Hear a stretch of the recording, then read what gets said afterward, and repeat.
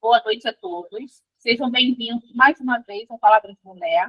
Este que é um projeto da Asflang, sempre preocupado com o desenvolvimento da mulher que vive nas periferias e comunidades do Rio de Janeiro e que busca, através de parcerias, a inclusão dessas mulheres no mercado de trabalho para que possam se desenvolver profissionalmente, pessoalmente, como mulheres que foram à luta e, mesmo com tantas adversidades, fazem a diferença em seus ambientes. No portal Mulheres em Redes, vocês terão a oportunidade de conhecer esse trabalho e outros que a Asflang oferece. Eu sou Cristiane Silva, sou empreendedora, artesã e colaboradora da Asflang. Neste momento, apresento a vocês a minha curadora, Sandra Mônica, a quem eu passo a palavra. Boa noite, pessoal. Como o Cris falou, eu sou Sandra Mônica. Eu sou curadora, estou aqui participando dessa equipe, e meu papel na equipe é de ser a curadora, tá? É um prazer muito grande estar aqui com vocês. E outra coisa que eu também vou estar aqui é atenta às perguntas de vocês, para que vocês escrevam no chat, tá? E aí, assim, no momento que abrir a pergunta ao público, aí eu vou lá e dou uma lida na pergunta de vocês. Bom programa, porque hoje a gente tem a presença de duas mulheres porretas aqui com a gente. Vou chamar agora a nossa outra âncora, que é a nossa querida Crislândia. Boa noite, eu me chamo Crislândia Moraes da Silva, sou moradora da Baixada Fluminense, eu faço parte do Conselho e do Fórum do Direito da Mulher aqui de Duque de Caxias, e sou artesã e sou uma colaboradora da Asflang. Vou ler um textinho aqui para vocês, tá bom? O mês de março tem sido marcado pelas manifestações dos movimentos de mulheres. Dia 8 de março, as mulheres, em grande parte do mundo, estiveram em passeata nas ruas de suas cidades na luta em busca de seus direitos, principalmente do direito ao trabalho, com condições dignas para alimentar e cuidar de suas famílias, e pelo fim das violências praticadas contra seus corpos. Para falar desta luta, hoje, nossa roda de conversa convidou duas mulheres porretas, ativistas, lutadoras pelos direitos das mulheres desse século, desde o século passado. É uma honra para o nosso programa a presença dessas duas mulheres tão potentes e estratégicas para a luta das mulheres. Helena Piragibe, professora, advogada, foi do Conselho da Mulher, CEDIM, e Chuma Schumacher, pesquisadora, feminista, antirracista, da REDE. As duas fazem parte da AMB, Articulação das Mulheres do Brasil. Helena, por favor, se apresente, por favor, um pouquinho. Tá. Boa noite a todas, todos, todes.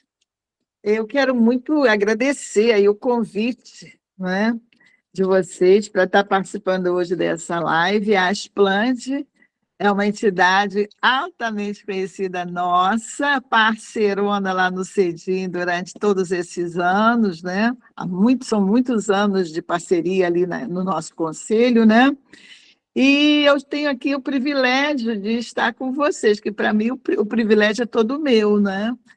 E eu sou da União Brasileira de Mulheres. É dessa entidade que eu tenho a representação nos conselhos, representando a União Brasileira de Mulheres, né? E estou há alguns anos aí nessa luta incansável contra o retrocesso e hoje, no momento, ainda mais de reafirmação dos nossos direitos, na reconstrução desses direitos. E também para a gente avançar. Muito obrigada. Crislândia, Chuma chegou. Sim, Chuma chegou? Sim. Sim. Já pode se apresentar. Cheguei. Bem-vinda, Chuma. Bem-vinda, minha querida. Obrigada, gente. Boa noite para todo mundo. É um prazer enorme estar aqui de novo com a gangue das Plande. É, uma gente poderosa, cheia de luta, de garra, e também ao lado da minha companheira, da Helena, que é uma companheira de muitos anos de luta. E eu já fui devidamente bem apresentada, hoje trabalho lá na Rede há muitos anos, na Rede de Desenvolvimento Humano, e também faço parte da Articulação de Mulheres Brasileiras. Nesse momento faço parte lá da Coordenação Nacional do Levante Feminista contra os feminicídios, lesbocídio e transfeminicídio, e estou aí na luta em vários outros lugares onde é possível fazer alguma coisa para um mundo melhor para todas nós. Maravilhoso. É um prazer, uma honra imensa tê-las aqui conosco. Dando início, eu farei a primeira pergunta, que tanto para Helena quanto para a Schumann, né? Você é uma mulher que sempre esteve no movimento de mulheres do Rio de Janeiro e do Brasil. Desde o início, poderia, por favor, contar para a gente como você despertou para participar da luta das mulheres? Fique à vontade. Pode começar a Helena ou pode começar pela Schumann. Você sabe. Eu começo dessa vez, depois a Helena vai na próxima. A gente vai alternando. Alternando. Então, gente, essa é uma ótima pergunta. Adorei essa pergunta. Sabe por quê? Porque, em geral, muitas pessoas falam assim, eu nasci feminista, né? A outra fala assim, Deus me livre, eu sou feminina, não sou feminista. Então, tem aí toda uma coisa temporal, né? Do jeito de ser, de estar no mundo. Eu digo a todo mundo que eu encontrei com o feminismo. Eu não nasci feminista, o feminismo é uma escolha de vida, o feminismo é um jeito de olhar o mundo. Você faz uma escolha e, a partir dessa escolha, você tem uma lente para olhar o mundo. Ou seja, olhar o mundo pensando na igualdade, olhar o mundo para enfrentar as desigualdades, olhar o mundo para que todas as pessoas sejam incluídas com dignidade nos seus devidos lugares, e nesse caso, especialmente nós mulheres, que sempre tivemos aí na sociedade como pessoas de segunda categoria, sempre tiveram outras pessoas decidindo pela gente. Então, o feminismo vem trazer essa perspectiva, né? Uma perspectiva de estar no mundo, gostar de ser mulher, saber o que significa, ser autônoma, dona da sua vida, das suas decisões e ajudar para que outras mulheres também sejam donas das suas vidas e das suas decisões e não pessoas que sejam conduzidas, né? Ou propriedade dos homens, do pai, do marido, do patrão, e etc. Tal. E eu, assim, eu encontrei com o feminismo já em 1980 e poucos, há mais de 40 anos, né? Eu estava em São Paulo, eu sou uma caipira do interior de São Paulo, vim da zona rural, e fui lá, cheguei na capital sem saber quase nada da vida, com muito pouca leitura, e por acaso, né, por sorte, eu tinha um incômodo, sempre tive um incômodo.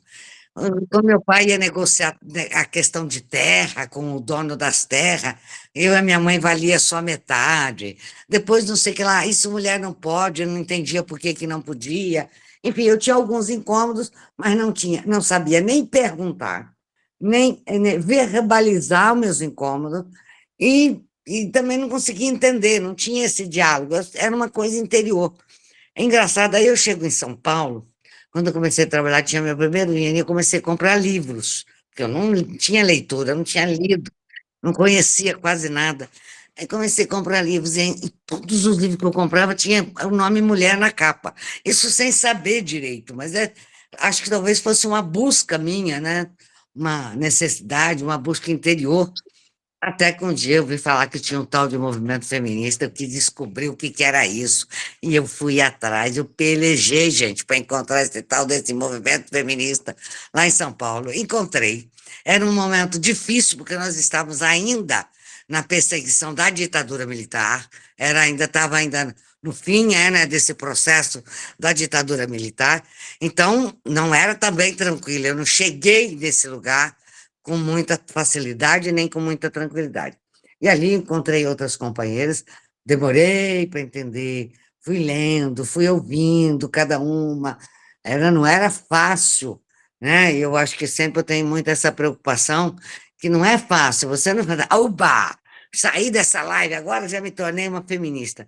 Eu tenho que dizer para vocês que se tornar uma feminista, às vezes, muitas vezes, é mais difícil do que ficar quietinha no seu canto, porque quando você vai se apercebendo feminista, você vai convivendo com outras feministas, as coisas começam a te incomodar, entendeu? Então a vida não fica tão facilzinha, não. Porque você vai ouvir palavras que você não gosta mais, que você não tinha pensado, você vai ver ações em determinados lugares onde as mulheres são escanteadas, você vai vendo coisas que antes você não percebia. E ao perceber, muitas vezes, ou a gente tem que reagir, ou a gente entristece, ou a gente tem que se energizar para lutar ainda mais. Então foi assim que eu encontrei com o feminismo, numa busca de uma perspectiva, de encontrar um lugar onde eu fosse respeitada, um lugar onde eu aprendesse não a competir com as outras mulheres, mas a respeitá-las, e aprendi que a luta não se faz sozinha,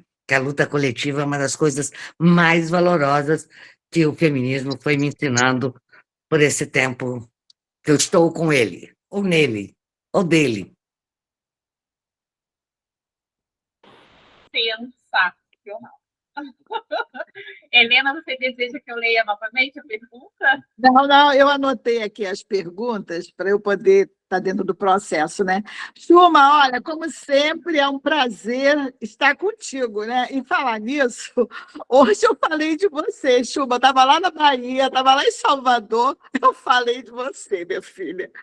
E não era nem por causa da live, foi uma certa situação política, né? E lembrei das tuas histórias lá naquele hotel que a gente teve um encontro, né? Com a mulherada, né? E é assim, é fantástico, né? São histórias fantásticas e achei muito bacana a sua história.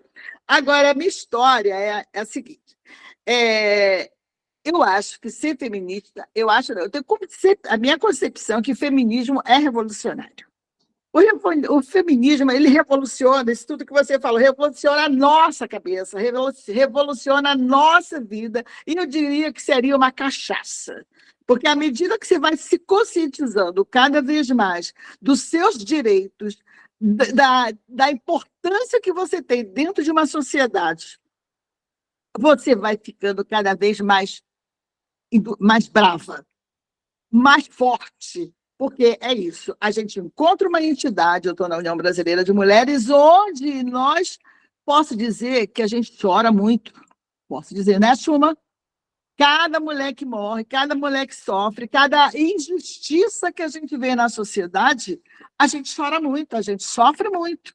E a gente se fortalece juntas que a gente se une. Agora, eu até plagiei aqui, eu botei uma frase plagiando a Simone Beauvoir, que não se nasce feminista, torna-se feminista. Porque quando a gente vai crescendo dentro de uma sociedade patriarcal, onde a gente está nas caixinhas, a gente vai sendo colocada nas caixinhas. A sociedade nos coloca na caixinha, menina de rosa, menino de azul, e lá vai, boneca, correr, brincadeira de menino, a gente vai sendo colocada nessas caixinhas. Mas, à medida que você vai crescendo, você também se sente desrespeitada. Você se sente desrespeitada na sua autonomia, na sua vontade de ser você. Rebelde. Porque quando você é rebelde, puxou a homem. Né? Você não pode se rebelar, haja visto o que aconteceu com a Dilma. Se você é macho, mas se exige respeito, olha como é que ela está, e começa a chincalhar as pessoas, né? Então, ser feminista é um ato revolucionário contra toda a opressão. A gente vai se tornando feminista. E digo para vocês, eu fui criada, voltando lá no passado, né? Que é muito bom, eu fui criada para ter autonomia. Meu pai, lá do início do século XX, minha mãe do início do século XX, eu fui criada para ser autônoma, para eu ter autonomia, ter meu trabalho, ter a minha vida independente de qualquer pessoa e não depender. Como a gente vê muitas questões problemáticas por causa dessa dependência econômica, né? Então, a gente estuda, a gente investe no estudo, na educação, e você começa a se incomodar com toda essa situação que a gente vê. E dentro da sala de aula, que eu dei aula há 30 anos, sempre sempre as pessoas falaram, a senhora é feminista. A senhora é feminista. Mas aí, naquela época, sabe, Chuma, você me lembrou uma coisa, que naquela época, na década de 70, 80, né? Início de 80, final de 70, feminista era um crime, né? Você não é feminista, você é feminina. Era um palavrão, meu bem. Era um palavrão, você é feminina. Eu ficava assim, porque eu não entendia também, né, Chuma? Também não entendia, né? Mas, sabe, por que eu não sou aqui? Por que diabo é esse de feminismo? A gente vai crescendo do ponto de vista emocional, do ponto de vista intelectual, do ponto de vista social, e vai se tornando livre das correntes que nos amarram ao patriarcado. A dominação dos nossos corpos, a dominação das nossas mentes, a dominação do poder econômico, do poder social, a dominação daqueles que escravizaram.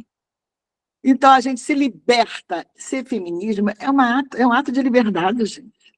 Porque a gente precisa valorizar as que passaram, não é? E muitas estão entre nós, né, Chuma? As que passaram estão aí, as que estão chegando, porque as que estão chegando são importantíssimas, porque ela é a continuação desse legado de lutas. Então, ser feminista, sinceramente, para mim, hoje eu falo com a boca bem cheia. Eu sou feminista. Eu tenho prazer de ser feminista. Eu saí das caixinhas, e não é fácil também sair das caixinhas, gente. Não é fácil. É preciso a gente fazer toda hora uma autoavaliação, autocrítica, porque as caixinhas são terríveis. A toda hora querem nos botar de volta para a caixinha e a gente diz, caixinha nunca mais. Você tem que ter determinação, coragem de mudar o status quo desse país, dessa cidade, desse estado, desse mundo, né? Porque isso não é só no Brasil, né? Esse é no mundo, né? É isso. Vamos ser feministas? Um convite. Nossa próxima pergunta, né? Continuamos aí nosso bloco. Quais os momentos mais difíceis que vocês enfrentaram enquanto militantes? Tiveram momento de querer desistir? O que vocês fizeram? O que fez vocês continuarem na luta? Tanto Chuma quanto Helena. Então, eu falo agora, né? Pode ser, Chuma? E aí a gente vai revezando. Isso, vai até agora. Isso, querida. Então, vamos lá. Eu vou começar de baixo para cima, tá? O que fez vocês continuarem na luta, não é? O que me faz continuar aqui, já estou com 4 netas, né? Aposentada. Me faz desistir, gente. É algo tão sobrenatural, vou falar assim. Porque a gente sabe que a luta, nós somos a luta. Nós estamos na luta, nós vivemos a luta. É ter convicção de que cada uma de nós vale muito. É ter convicção de que nós somos fundamentais para a luta, para poder passar para outras meninas, outras mulheres, outras que estão chegando. Eu até copiei aqui uma frase que eu gosto muito, da Chimamanda Ngozi, né? Gosto muito dela. Ela diz o seguinte: precisamos encorajar mais mulheres a se atreverem a mudar o mundo. É isso que nós precisamos. E é essa força que me faz estar aqui, que me faz ficar lendo, estudando, indo para cá, para lá. Hoje eu estou no Conselho Nacional de Saúde, cada hora você vai para o espaço. E cada espaço que você vai, você aprende, você está sempre aberto a aprender. E aí, momentos difíceis, são 3 etapas. Ah, desistir. A gente pensa, às vezes, não é que você pense em desistir, você fraqueja. Você não adianta continuar, chega, não adianta. Por mais que a gente faça, nada muda, nada muda, nada muda. Muda, sim. Mas basta, eu costumo dizer, eu tô muito mal, mas eu vou dormir um pouquinho, amanhã de manhã é outro dia. E realmente é outro dia. Você levanta reenergizada com aquele sono. E quais momentos difíceis que vocês enfrentaram como militantes? Eu vou dizer para vocês, são muitos momentos, eu acho que daria até uma live, né, Chuma? Foram muitos momentos difíceis, mas são muitos momentos também de glória. Mas vamos falar dos difíceis agora, né? Porque sempre, sempre teve luta. Nunca houve nada que foi de graça para nós. Sempre, sempre teve luta. Agora, eu penso que um dos momentos mais tristes, eu botei aqui 3 momentos. É o momento mais triste, vou abreviar, tá? Foi quando.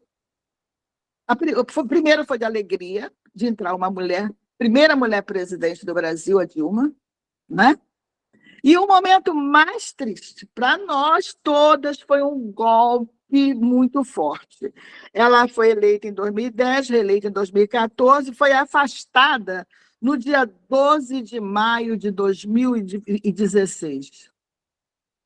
12 de maio de 2016, durante a 4ª Conferência de Política para as Mulheres. Foi traumatizante aquilo para nós. Nós saímos em passeata em Brasília, até o Palácio, não, como é que é o nome dali, dos 3 poderes, né? Até aquela área que não pudemos entrar, levamos muita bomba. Então, a primeira mulher eleita, ela é simplesmente afastada no dia 12 de maio de 2016, em plena conferência. Você veja bem, em plena conferência, a coisa é feita para ferir, para fazer com que você volte atrás, para que você não continue em frente, não é? E no discurso dela, eu anotei aqui uma frase. Ela falou: nenhum fundamentalismo vai impedir que nossa perspectiva de gênero se afirme cada vez mais. Esse foi um momento muito doloroso. Outro foi no dia 14 de março de 2018. Que por acaso, viu?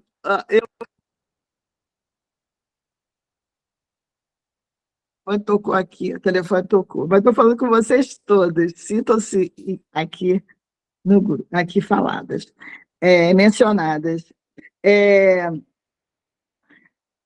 Dia 14 de março de 2018, ela foi executada. Eu estava lá em Salvador, participando do Fórum Social Mundial. Foi um horror. Foi um horror mesmo. Engraçado, como é que é a coincidência do destino, né? Agora, em março, estou lá, cheguei em Salvador, aí saiu a prisão.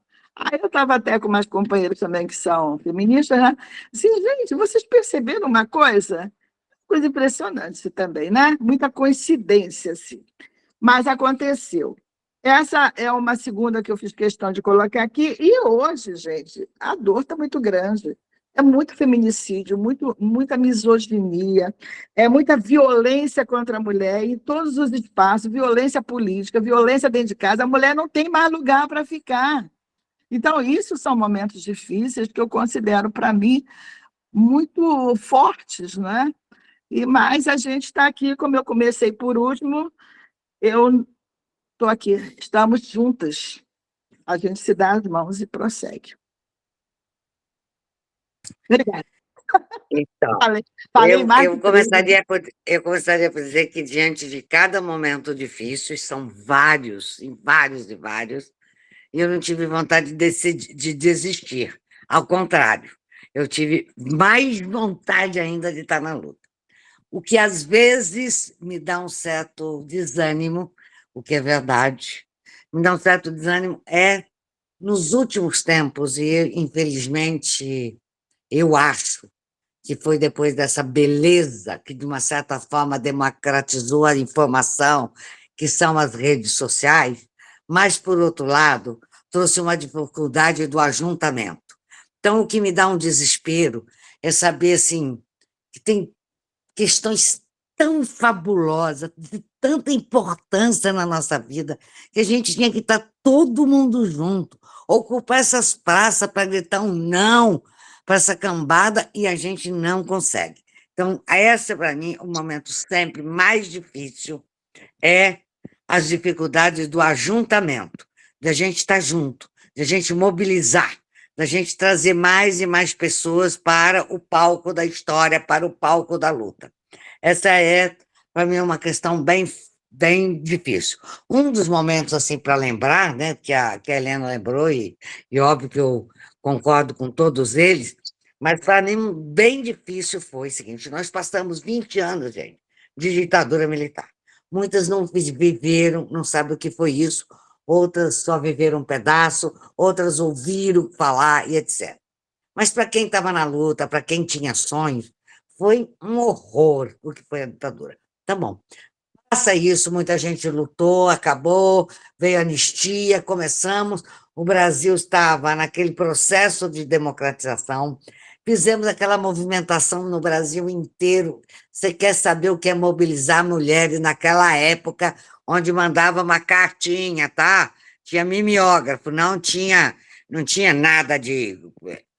Era com mimeógrafo. O cartinha você escrevia à mão e mandava para a pessoa nos estados. Uma mobilização nacional demais para fazer a Constituição brasileira com a nossa participação, com a nossa ajuda, com a nossa contribuição. E aí vem o Collor, que foi eleito. Gente, essa foi, para mim, uma vontade de morrer, porque ele veio, e ele veio com uma fúria. É porque depois a gente teve um demônio tão grande, que a gente está esquecendo. Mas o Collor chegou com uma canetada, ele veio com uma fúria, ele foi destruindo por dentro tudo aquilo que tinha sido construído com muita mobilização, com muita democracia, com muita participação, e a sociedade estava vindo num pique muito grande, entendeu? Naquele momento. Então, eu acho que foi um momento que deu né, um retranco.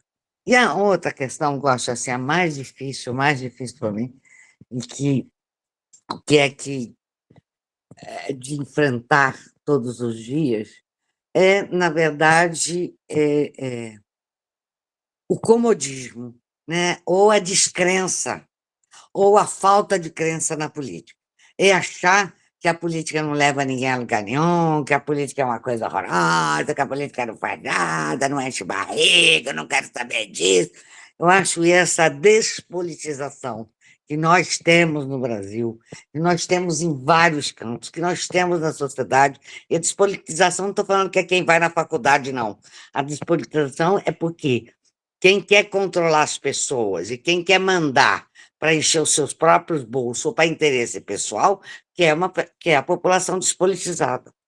Mas a gente, nós feministas que estamos há muitos anos nessa estrada, podemos dizer, gente, a luta vale demais, mas a luta vale tanto a pena, mas vale tanto a pena, que nós não vamos ficar aqui fazendo isso, como diz a Helena, vale mais um dia, 2, 3 de live juntas, que é para a gente contar. Quando nós começamos há 40 anos atrás, minha querida, nem imposto de renda nós declarávamos. Não estou falando que é uma grande coisa, mas nós éramos dependentes do pai, ou então do marido, se ele quisesse botar teu nome. Nós, quando começamos, as mulheres tinham que acompanhar o cara, você era uma professora bem-sucedida, tal. O marido era transferido porque era bancário, você era obrigado a ir atrás dele. Agora, se ela fosse transferida, não necessariamente ele tinha que ir atrás dela. E só com autorização que as mulheres mudavam de cidade. Eu só estou contando algumas coisinhas, gente, mas eram muita coisa. As mulheres não podiam pescar no Brasil até 1987. Tinha uma lei que proibia a mulher de pescar porque a mulher menstruava, e ao menstruar em alto mar, ela afugentava os peixes. Então, a Marinha tinha feito um decreto que... Então, mas é muita. Não existia a Lei Maria da Penha, não existia a delegacia, a violência contra as mulheres, o assassinato acontecia dentro de casa, a família, passava um zíper na boca, escondia de Deus e a humanidade e morria, sofria sozinha ali, na calada da sua dor, da sua noite. Então, a questão, por exemplo, da saúde das mulheres, né? Como é que era tratado? Você não tinha um SUS, você não tinha um sistema de saúde como a gente tem hoje nesse país. Então isso, alguém deu de presente? Não. Nenhum presidente, nem o mais gostoso, nem o mais bonito, nem o mais interessante, nem aquele que eu gosto mais e que eu respeito mais. Não. Isso, o que nós tivemos são os presidentes comprometidos com a luta do povo, comprometidos com a agenda do povo, e aqueles que são comprometidos com meia dúzia. Então, o que nós tivemos é que presidente e presidenta comprometida com a luta do povo, com a luta das mulheres, com a luta da população negra, com a luta das trabalhadoras, com a luta de tanta gente, ouviu o nosso clamor. Então, o que nós conquistamos com luta, conquistamos com argumento, conquistamos mostrando que era um direito e que era um direito que a população e que as mulheres brasileiras mereciam.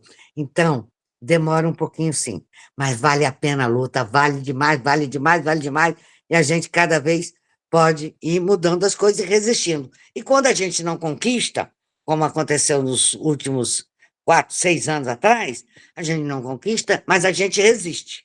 A gente só não tem um país pior e mais destruído do que a gente encontrou, porque nós resistimos, porque muitas não pararam de acompanhar, de brigar e de falar.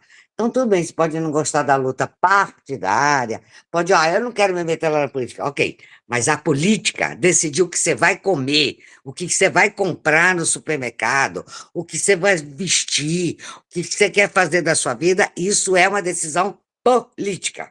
Então, política vale demais a pena, política decide os nossos passos, decide a nossa vida.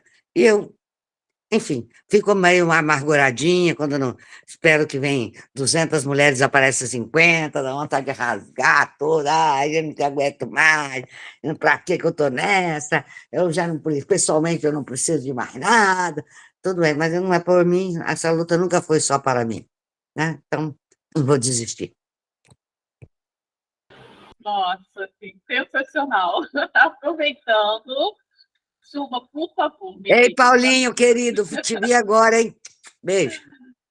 Olhando para a história de luta das mulheres, quais as bandeiras que você identifica como as mais importantes, Silma, por favor? Bom, eu nasci nesse momento, tem vários, né? Porque é óbvio que a gente falou da questão da violência contra as mulheres, essa é uma bandeira, mas não é assim. A bandeira, gente, é prevenção.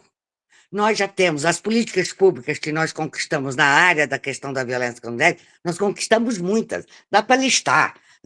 Assim, não só a Lei Maria da Penha, mas como as delegacias especializadas, as casas-abrigo, a Casa da Mulher Brasileira, os núcleos de atendimento às mulheres, tem muita coisa para as pessoas em situação de violência. Nós o que precisamos fazer é que a violência não aconteça, porque a política para acolher quem já está com a cara quebrada, o coração sangrando, sem braço, sem perna, nós já conquistamos isso. O que nós precisamos fazer é construir uma sociedade onde essas violências não aconteçam. Então, portanto, para mim, a luta mais desafiadora que a gente tem para fazer nesse momento é prevenção. E prevenção, sabe onde faz? Na escola, no ambiente escolar. É lá que a gente precisa, porque lá no ambiente escolar tem, desde a criancinha pequenininha, que acredita demais na professora, tem o corpo discente, que é de professores e professoras que precisam ser preparados, e lá tem a comunidade, porque também tem pais, mães, etc., que frequentam o ambiente escolar. Então, você tem uma conjunção de pessoas de maior importância para a questão da educação. Então, eu acho prevenção no currículo escolar. Não posso acreditar que a gente não tem um ensino de construção de relações de paz, de relações harmônicas, de relações respeitosas entre as pessoas, seja entre homens e mulheres, seja entre brancos, negros, indígenas, seja de classes sociais diferentes. Isso a gente precisa fazer. Prevenção para criar uma sociedade do futuro que respeite as pessoas, uma sociedade do futuro que valorize as pessoas, uma sociedade do futuro que inclua todas as pessoas. Esse é ponto 1. Ponto 2, é Estado laico. Pelo amor de Deus, essa é a mais difícil questão que está aí colocada. Tem uma confusão agora entre a nossa fé, a nossa religião, a religião que eu escolhi para mim, a que você escolheu para você, o outro escolheu, aquele que não escolheu nenhuma, que não tem importância. Isso, a vida inteira, a gente aprendeu lá no nosso passado. Isso é uma coisa tão íntima, era uma coisa tão importante na vida de cada uma. Ninguém deitava, ninguém levantava, e não conversava consigo mesma, que conversava com a sua fé, com simbolicamente, cada uma tinha a sua representação.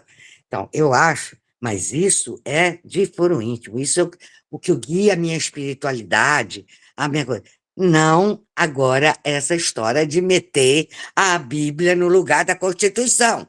Não, essa história disso, de agora virar a religião, virar uma disputa, entendeu? O Senhor, em nome do Senhor, estão matando as pessoas. Em nome de Deus, estão pedindo que agride as pessoas. Em nome de Deus, usam armas. Então, não podemos aceitar. A gente tem que respeitar demais as escolhas religiosas das pessoas. Eu respeito profundamente quem escolheu ter e quem não escolheu ter, mas a religião é uma decisão de foro íntimo e não um lugar no Estado. Então, é isso que a questão da laicidade é difícil da gente trabalhar isso. Eu acho que a gente vai ter que abrir os nossos corações, a nossa paciência demais para poder conversar com muitas mulheres, com muitas companheiras, com muitas irmãs, para que compreendam isso e para que não aceite que o púlpito de uma igreja seja, na verdade, o lugar de fazer negociatas políticas, porque é isso que a gente não pode deixar. Bom, falei só essas duas questões, obviamente que a luta são um monte, e aí espero que a Helena complementa com outras questões, que a gente vai ter que acabar com a pobreza, né, criaturas? Com a miséria, especialmente, em primeiro lugar. Isso também é um papel, já que nós somos as cuidadoras, nós que cuidamos da vida, nós que mantemos a vida, porque nós cuidamos da casa, das pessoas, das cuecas, dos animais, das crianças, dos idosos, dos doentes. Então, por favor. Olha, tem gente cansada de tanto cuidar. Vai. Eu quero vocês na minha vida para sempre. Olha que explanação essa da Chuma, né? Mas continuando aqui, Helena, fale para a gente da importância dos conselhos das mulheres e quais os desafios que você enfrentou à frente do CEDIM. Bom, eu fiquei aqui atentamente te ouvindo, viu, Chuma? Todas nós aqui, né? Então, a gente tem muitos desafios ainda, né? E muita luta, mas a gente não desiste, né? E tem aqui mais gente chegando, isso é que é importante, para contribuir com a gente. Então, como eu disse, eu sou da União Brasileira de Mulheres e a gente concorre uma vaga, né, para participar dos conselhos. Então, hoje eu estou no Conselho Nacional de Saúde, mas durante um prazo aí eu fiquei enquanto conselheira, né, da mulher, e depois a pergunta foi dos desafios. E depois eu fiquei como participando da direção, né, como presidenta, né? Eram 3 dirigentes. Mas qual é a importância desse conselho? Gente, conselhos são órgãos colegiados que nasceram da luta das mulheres que chegaram lá na década de 70, de 80, começaram a se reorganizar no momento quando a ditadura já estava dando mais um pouco de flexibilidade. Final de 70, porque no início não estava, não, porque eu estava na faculdade e a coisa estava muito esquisita, para não dizer outras coisas, né? Então, nesse período, as mulheres começaram a se organizar para poder fazer uma agenda que a gente precisava fazer algumas alterações na nossa política, porque não havia política para as mulheres e os direitos foram conquistados até então. O que foram? Foi o direito ao voto, o direito à educação, o direito ao voto, e ainda a gente estava com um Código Civil totalmente patriarcal, né? Então, surge na década desses movimentos, né, que culminaram com a Constituição de 88, com a Constituição Cidadã, onde inseriu 90% daquela Carta das Mulheres Brasileiras, 90% das reivindicações das mulheres, né? Mas o Conselho Nacional de Direitos da Mulher, ele aparece lá em 85, mas é no bojo da luta. O CEDIM chega um pouco antes da Constituição, em 87, o Conselho Estadual dos Direitos da Mulher. Então, quando a gente fala órgão colegiado, a gente está dizendo que são órgãos formados pela sociedade civil, que é o controle social, né? Faz o controle social, e pelo poder público. Hoje é 50%, né? Mas naquela época não era, porque o CEDIM só tem 4 da sociedade, 4 de governo, e as outras 17 da sociedade civil. Mas, nesse período que aparecem os conselhos, que são criados os conselhos para lutar pelos direitos das mulheres, né? O que acontece? Nós temos aqui... Espera aí, agora a minha cabeça deu um nozinho. Quando a gente começa... Quando cria o Conselho da Mulher, ele tinha a função também de ser o órgão de política pública, porque não havia, aliás, o Brasil foi o primeiro da América Latina a ter um órgão de política pública, que só veio ter em 2004, né, quando criou a Secretaria Nacional de Política para as Mulheres, não é? Até então, era o Conselho Nacional, ele também era um órgão de políticas públicas. E quando foi criado, ele tinha condições de ter um orçamento, né? Coisa que a gente tem a maior dificuldade. Então, esses órgãos colegiados, eles são criados por lei. São criados por lei para fiscalizar. Hoje, o objetivo não é execução, mas é fiscalização e o controle das políticas, e também orientar nas políticas públicas para as mulheres, né? Quais são as dificuldades que a gente encontra? Bom, eu vou ter que contar a história do CEDIM. Por quê? O CEDIM também estava nesse bojo. Quem era presidente do CEDIM era justamente quem estava no exercício da política pública para as mulheres no Estado, que era a subsecretaria primeiro, né? Não, a subsecretaria foi depois, mas antes foi um outro organismo. Mas era o CEDIM. Primeiro foi o CEDIM, que fazia tudo igual ao Conselho Nacional de Direitos da Mulher. Depois veio a subsecretaria. E até que hoje nós estamos com uma Secretaria de Política para as Mulheres. Mas, gente, as nossas críticas continuam em aberto.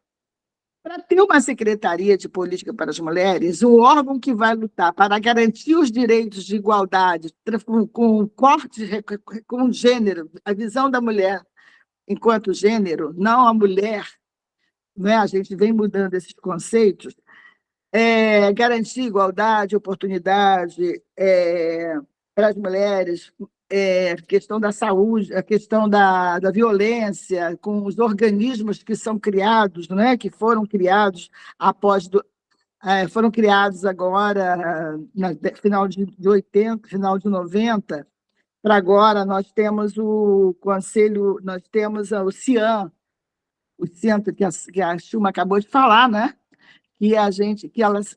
A questão das políticas serem executadas através dos equipamentos. Aí nós temos o CIAN Casa-Abrigo, e temos as Casa-Abrigo.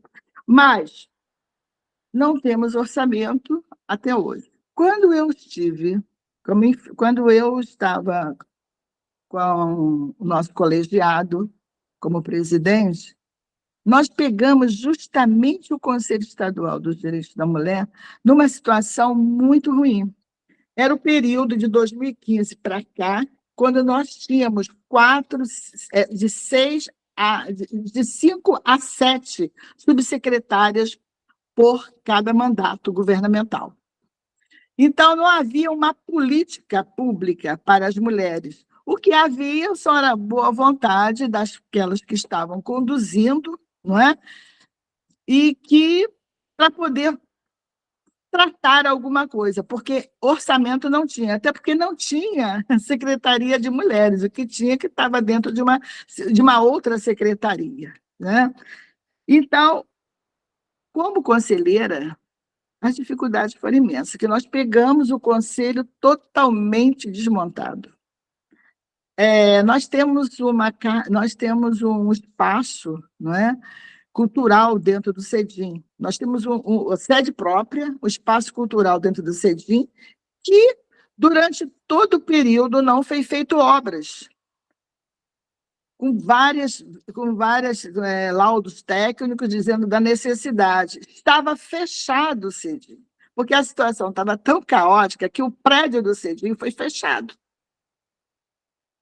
E a gente tinha como missão reabrir aquilo, porque a coordenadoria, a subsecretaria de mulheres funcionava em outro prédio. A gente queria, esse era o nosso objetivo, levar para lá, para poder ser o órgão que estava administrando a questão da mulher no estado do Rio de Janeiro.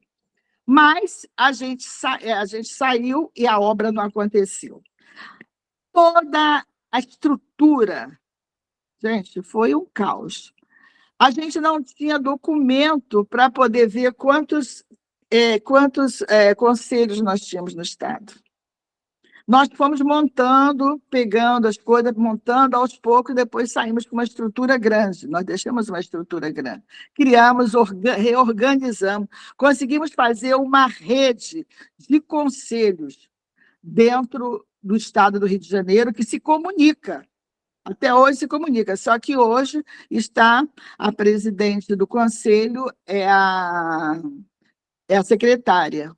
Nós conseguimos mudar também a lei para que a gente fosse assumir, em 2018, o conselho, a sociedade civil fosse assumir a presidência do conselho, foi através de uma mudança que houve no regimento interno, depois de 10 anos de luta.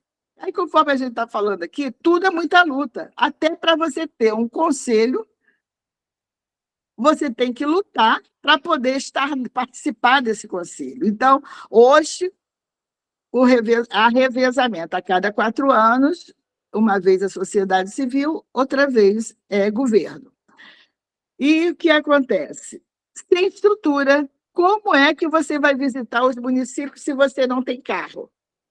Se você é voluntária, porque é bom que se diga que conselheiro exerce a função gratuitamente, que é uma função de relevância social, e ninguém é obrigado a ir para lá. As entidades indicam pessoas para ir para lá, porque o direito ali, a participação é das entidades. As pessoas são indicadas pelas entidades para estar ali presente. Então, é fundamental que a gente fortaleça os conselhos todos que nós temos, porque os conselhos eles conseguem fazer uma luta interna junto ao governo, fiscalizando e controlando e organizando as políticas para as mulheres, no caso, levando o que está na base para o governo executar, para o governo, vamos dizer, para que possa criar condições para que as mulheres tenham seus direitos garantidos, né? Então, por exemplo, eu hoje estou no Conselho de Saúde, Nacional de Saúde. Tem uma estrutura diferente, é uma outra estrutura, mas que é fundamental. Ele é o conselho mais respeitado, porque é um conselho que tem autonomia de ação. Tem autonomia de ação. Então, a minha experiência foi muito boa, encerrando aqui, a minha experiência foi muito boa como conselheira, como participante ali da direção, né, como presidente, porque a gente conseguiu ter vitórias e conseguimos denunciar via jornais, televisão, os problemas que a gente encontrava ali. Então, a participação social, é isso que a gente precisa reafirmar aqui. O controle social e a participação da sociedade, elas são fundamentais para que as leis possam, as políticas possam existir, porque, na verdade, são as políticas, né? Porque as leis é feito pelo legislativo. Então, a nossa participação é fundamental e eu fico assim, eu sou muito grata, viu, Chuma, por ter tido essa oportunidade. Você já passou por isso, mas eu ter tido essa oportunidade, viu? Todas que estão me assistindo, foi muito importante aquele momento. E a gente, quando reabriu, agora eu estou me lembrando do Paulinho, quando a gente reabriu aquilo ali, a gente começou a trazer movimentação para casa. Vamos abrir isso aqui, porque aquilo ali estava fechado, aquele espaço, e sempre eram furtos, né? Muitos furtos que tínhamos ali. A gente lutou muito para ter um policial ali. É muita luta, gente. E sem luta a gente não tem nada. E para ser conselheiro, tem que ter disposição de luta, tem que ter vontade política de mudar o status quo de uma sociedade. E isso não falta para a gente, né? Vocês já sentiram que a gente tem essa disposição. Por isso, nós somos feministas, né? Porque tem que ter vontade política de mudar uma sociedade que está implantada há séculos, né?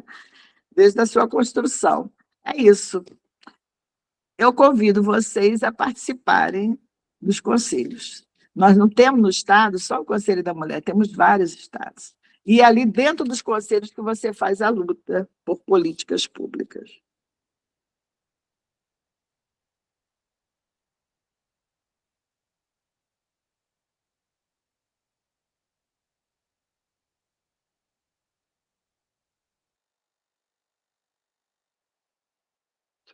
Cris? As minhas perguntas já foram encerradas. Agora nós faremos o encerramento, agradecendo a outra. Cris, não estou te ouvindo. Consegue ouvir? Consegue ouvir? Bem baixinho. Cris, a Oi. pergunta do livro da Di. Vocês estão me ouvindo? Sim. Então, passando para agradecer, né, a presença de vocês, imensamente honrada pela presença de cada um. E aqui a gente pede uma sugestão, tanto para a Helena como para a Chuma, né? Um livro, um filme, uma frase, algo que estimule, né, vocês, algo que faça com que a gente também possa ter um estímulo. O que vocês sugerem para nós? Por favor.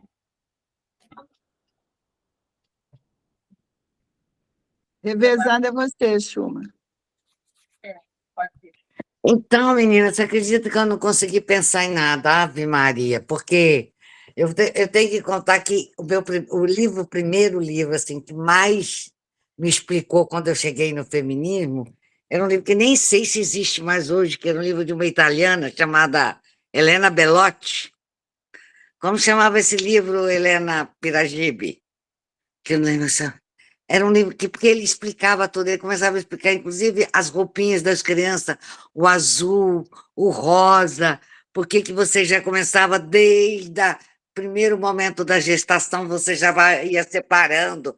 Se for menina, vai ser assim, se for menino, vai ser assado, e etc. Era um livro que me fez compreender, né, essa divisão, na verdade, que o patriarcado fez na sociedade. Mas juro que eu mando depois o nome para vocês, porque não me lembro agora. Eu não tive. Gente, ó, contar para vocês onde eu estou. Eu estou num canto da cama no meu quarto, porque na outra sala eu estou dentro de uma Assembleia Nacional, onde está tendo votação. Você imagina que eu estou participando de uma live aqui e tem uma assembleia de uma organização que é o Instituto Lélia Gonzalez, que eu faço parte, que eu ajudo lá, e está hoje numa assembleia emergencial que elas precisaram fazer. Então, vocês me perdoam. E a frase é uma frase que a Helena já falou aqui no começo, é a frase que mudou a minha vida, que é a frase desse livro chamado o livro da Simone de Beauvoir, O Segundo Sexo. Esse é um livro que é muito grosso para indicar para as pessoas para ler hoje, mas é um livro também que a gente vai entender como é feita a construção das mulheres nessa sociedade patriarcal. Então, a minha frase preferida é essa, assim, ninguém nasce mulher, torna-se mulher. Assim como ninguém nasce homem, machista, espancador, que não respeita as mulheres. Ninguém nasce assim. Quando a gente nasce ali, nasce todo mundo bonitinho. É a sociedade, é a educação que vai fazendo com que você vai ser assim e você vai ser assado. Quem ensina os homens é a sociedade. Somos nós, o pai e a mãe, não é a mãe, não. É a mulher, porque é a mulher que educa. Não, mas quem tem que educar é o pai e a mãe. Então, se o pai não educa, ele é pior ainda, mais responsável ainda por aquele machão que bota no mundo. Então, o que eu queria dizer é de que, pois eu mando aí o nome de alguns livros, mas esse da Helena Belotti é muito interessante, porque ele é fino, ele é fácil de ler, e ele é um livro que vai explicar um pouco o lugar da gente na sociedade.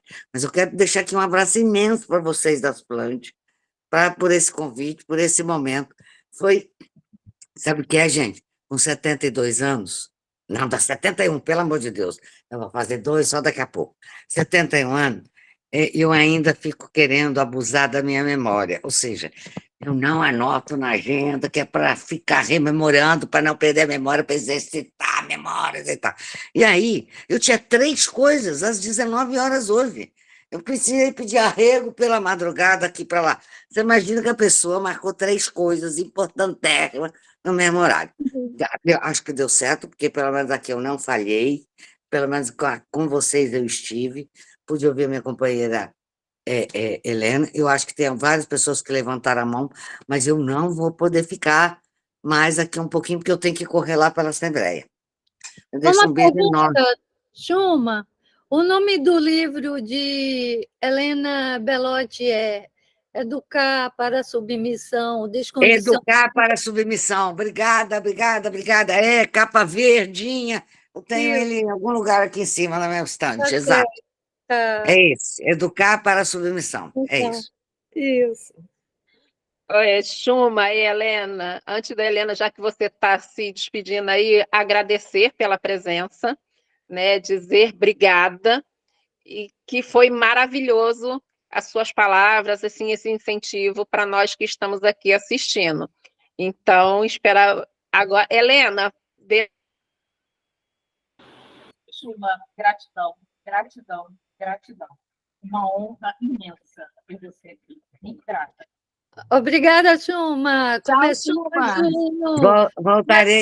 Voltarei um dia com mais tempo, com mais tranquilidade para conversar com vocês e para ouvir, porque você sabe que, gente, eu todos os dias eu continuo aprendendo, tá?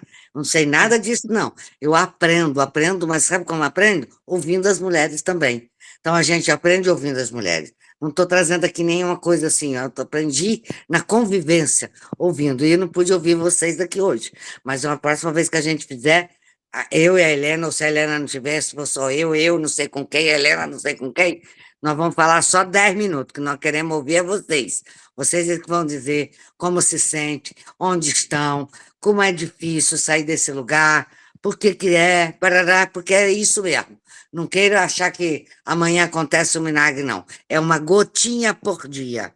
Mas só no final, a gente vai ter um oceano de mulheres maravilhosas. Beijo, gente. Tchau, eu vou. Muito bom te ouvir, Chuma. Muito bom. Gente, maravilhoso ouvir a Chuma, né? Muito bom. Eu admiro muito ela. É isso, e assim a gente vai aprendendo cada dia um pouquinho mais, né? E acho que essa humildade feminista é muito boa, né? E a gente, essa troca também de informações, essa troca de conhecimento, né? De experiência, na verdade, né? De experiência, né? Que a gente troca a experiência, né? E a gente escolheu isso, né? Para a nossa vida, né? Está no nosso sangue. Bom, então, sobre o livro. Bom, eu ia falar mesmo do livro, que eu li uma parte, não li todo, mas que da Simone Beauvoir, que é O Segundo Sexo. Não é? Gente, esse livro é de 1949, é um livro revolucionário, porque ele marca assim, uma fase, ela é muito revolucionária para a época. E é muito interessante a análise que ela faz da sociedade, da questão da mulher, da subordinação, das próprias desigualdades, né? Mas dos estereótipos que foram criados, né? Na questão dos corpos das mulheres. E faz também assim, uma análise da sexualidade. Ela é muito boa, eu achei assim, tudo que eu li foi maravilhoso. Foi assim, na verdade, o meu primeiro livro, viu? E ele está muito atual, ele está muito atual. E aí, né, sobre frase, eu tenho algumas frases, mas acho que sempre eu falo das frases da Simone Beauvoir, ou então eu sempre confundo o nome dela, aquela escritora feminista, né? Chimamanda, isso, Chimamanda. Eu também gosto muito das frases dela, que eu tenho um livrinho dela bom também. Mas eu acho assim, que essa frase da Simone, ela diz assim, que nada nos defina. É de uma subjetividade muito grande, e assim, ela tem muita informação em cada frase, ó, que nada nos defina. Você pode fazer uma análise dessa frase. Que nada nos sujeite, olha só, que nada nos sujeite. Segunda frase. Terceira, que a liberdade seja a nossa substância, já que viver é ser livre. Eu acho muito profunda essa frase dela, altamente diante de todas as nossas lutas que a gente faz. E outra também que eu uso muito, essa frase, ela é muito ligada à questão política, e a gente tem usado demais, né, nesses últimos tempos. Basta uma crise política, econômica e religiosa, para que os direitos das mulheres sejam questionados. A gente não tem descanso. Se a gente não estiver ligada, a gente perde tudo o que construiu até hoje. Até porque hoje tem as fakes. Até porque hoje tem um mundo paralelo que diz para a gente o contrário do que a gente está dizendo, que a gente tem que procurar para ver se aquilo que a gente está lendo mesmo, se é fake, está cada vez mais perfeito. E agora vem a inteligência artificial. Já está aí. Ainda não foi regulamentada. E aí? Vai botar produtoras feministas falando coisas que a gente não vai acreditar, mas é ela mesma? É ela que está falando? O rosto é dela, a voz é dela. Então, nesse mundo, a gente tem que estar sempre questionando, a gente tem que estar sempre atenta para não ser enganada. Porque tem uma frase que eu li da questão, que foi a frase que, na verdade, foi a Schumann também falou. A partir do momento que no Estado, aliás, eu li hoje um texto do... Oh, meu Deus. Essa memória é muito boa, né? A memória boa é fogo. Eu não vou lembrar agora, mas eu estava vindo embora, aí estava dentro do Uber, aí eu peguei assim, caramba, ele já dizia isso. A questão da religião entrar na política. Isso é um desastre para nós. Não é? Isso é um desastre. E nós estamos vivendo assim com um momento em que está totalmente a Constituição está sendo violada, a Constituição está sendo desrespeitada, está sendo violada, né? Ela está sendo violada. Ela está sendo violada e estão botando Jesus Cristo. Não, estão botando um homem, um ser humano, no lugar de Deus, dentro da igreja, né? No lugar de Jesus, né? Quer dizer, não dá para misturar. Quando isso acontece, é uma sociedade caminhando para o seu fim, né? Helena, a gente tem mais uma pergunta aqui do chat para você. Pode fazer agora? É porque a gente já está caminhando para o final. E Tá, a gente... 8h20. 8h20 já, né? A gente já era para ter terminado. Maria Iraci, nossa querida Martins, que é moradora da Baixada e faz parte da rede, pergunta: como combater o feminicídio? Eu acho que o feminicídio ele só muda, ele só acaba. Bom, primeiro que ele está aumentando porque na nossa análise, não digo que é minha, que é uma análise já de muitas pessoas, houve um estímulo, porque esse ódio, essa misoginia sempre teve, né, gente? A gente não vai se enganar, né? Sempre teve o machismo, a misoginia, né? Como também teve como sempre existiu o racismo, a homofobia, sempre existiu. Só que nós passamos aí 7 anos de destruição. Acabei de dizer que, para mim, o momento pior foi, eu nem sei se foi a ditadura, né? Porque a ditadura, para mim, também não foi fácil. Mas a gente passou esse tempo aí, esse tempo que nós estamos vivendo, por uma situação nós estamos passando por uma situação muito complexa, né? Então, fico aqui pensando. Qual foi a pergunta mesmo que você fez? Já estou fazendo aqui. Como combater o feminicídio? Então, esses 7 anos foram anos de destruição. Que as mulheres são mortas, 50% das mulheres que morrem são dentro de casa, sem nunca ter ido a uma delegacia. Aí você fala, para quê? Aí a gente está lutando aqui por políticas públicas que dê apoio às mulheres em caso de violência, né? Mas se as mulheres nem têm coragem de denunciar, estão morrendo dentro de casa. Saber que o lar é o lugar mais inseguro que existe.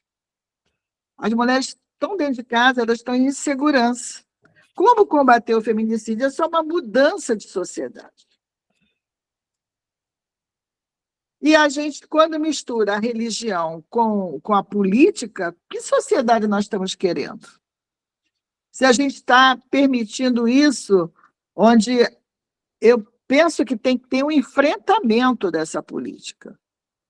Tem que ter um enfrentamento dessa política com coragem, né? Só que nós ainda estamos meio que reféns. Na minha opinião, nós estamos meio que reféns ainda. Mas combater o feminicídio é começar dentro das escolas, não tem por onde. E olha, não falta lei, não, gente. Não é falta de leis, não. Não é falta de lei. Existe lei no Estado, no município, para aplicação da Lei Maria, para começar desde do início dos anos escolares, a falar sobre a Lei Maria da Penha, falar sobre gênero, falar sobre essa questão da mulher, menino e menina, a importância de cada um, são todos iguais. Está faltando isso. Mas eu não entendo por que na escola ainda não se faz isso. É preciso também que os professores estejam capacitados também para debater isso. Eu falo isso que eu fui professora, 30 anos. É preciso também uma formação de gênero nas universidades, de um modo geral, porque o feminicídio também ocorre na classe alta. Não tem classe. É o crime, violência contra a mulher é o crime mais democrático que tem, não é? Mais democrático. Acontece em todas as classes, todas as raças, não é? Então, eu penso que é uma mudança mesmo. Primeiro é vontade política, né? Se eu falei escola, tem que ter vontade política de mudar as escolas. Vontade política de aplicar as leis que já existem. A Lei Maria da Penha está lá, no artigo 8º, ela fala isso. Ela dá uma série de recomendações. Então, na minha opinião, para acabar, é vontade política de aplicar a Lei Maria da Penha nas escolas, capacitar e qualificar os profissionais de saúde, profissionais dos espaços da assistência social, dos espaços da educação, a trabalharem na questão de gênero. E a consciência da sociedade, né? Você muda uma sociedade, você tem que ter consciência de que eu não quero mais perder mulheres. Eu não quero mais estupros, gente. São 70% dos estupros, 52 mil, quase 55 mil estupros que chegaram ao registro, eram de crianças menores de 14 anos. Foi publicado aí, isso em 2013. 2023, foi publicado em todos os locais. Por quê? E essas crianças estão sendo estupradas aonde? Até criança menos de 4 anos, são 2%. Onde essas crianças estão sendo estupradas? Dentro de casa. Então, eu acho que a gente passou por um período aí que as coisas estão todas... houve muito ódio, né? Jogado para sempre apontando a mulher. Por que eu vou falar contigo? Cala a boca. São sinais muito ruins, né? Se a gente tem esses exemplos e as pessoas estão idolatrando, isso é muito perigoso, muito perigoso. Daí está esse aumento. Agora, como? As armas já tem decreto para as armas, né? Para não entrar armas e tudo. Agora é preciso trabalhar as consciências. Acho que é muita luta de todas nós, e a gente dá as mãos, porque eu também sou dessa opinião, que eu só sei que nada sei, e a gente vai aprendendo. E dentro dos conselhos, a gente faz essas mudanças. Você trabalha isso, você pode... Quer dizer, também depende da vontade política, mas você discute isso. Você discute. Hoje nós estamos num governo federal que ele tem disposição de fazer algumas mudanças. Tanto é que está saindo muitas leis aí do legislativo que são muito importantes, né? Até sobre a misoginia, hoje a gente está discutindo isso. Coisa que a gente não tinha assim, nem abertura para isso. A gente só não perdeu muito durante esses últimos 7 anos, porque houve resistência das mulheres. Para ver o poder que nós temos, gente. Sim. Nós temos muito poder. Helena, a gente já está caminhando para o fim. A gente está precisando fazer uma foto, né? Mas a chuva não saiu na foto. Tirou outra, não? A gente está caminhando para o fim. Tem Dona Maria Iraci, que ela queria falar aqui, e depois que ela falar... a gente está terminando. Antes da Dona Iraci falar, a gente vai agradecer, encerrar a gravação, que aí, assim, os microfones ficaram abertos, tá bom? Sim. Então, nesse momento, eu gostaria de agradecer, né? Já agradeci a Chuma, agradecer a Helena, né, nossa convidada, as palavras assim foram maravilhosas, foram de grande aprendizado para todas nós, né? Agradecer a participação das meninas que nos ouviram, das nossas convidadas e também gostaria de convidá-las para as próximas rodas de conversa, né? Que acontece na primeira quarta-feira do mês, acontece Conversas que Inspiram, na segunda, Conexões Empreendedoras, e na terceira, Sabor e Saúde, e na quarta, Palavra de Mulher, conosco, né? Que é essa que está acontecendo todas as quartas-feiras do mês, às 19 horas, pelo canal Asplande. Então, é isso, agradecer a todas. Pode encerrar, Sandra. Parando